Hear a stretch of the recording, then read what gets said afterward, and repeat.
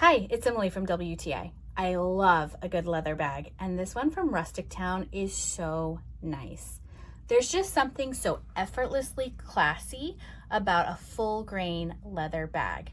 This one is the 24-inch duffel bag, which makes it perfect as an overnight weekend bag.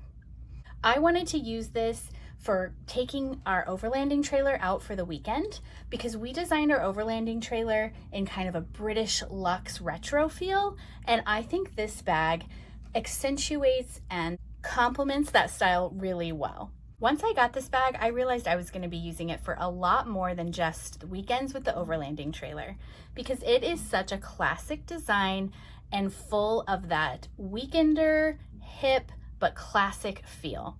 It also had a lot of features that I didn't realize and I am really obsessed with.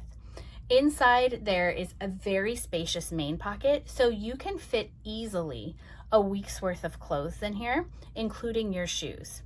But I also love that on the side there's like a credit card organizer and small pocket to store and protect your phone. And there's also a pin holder.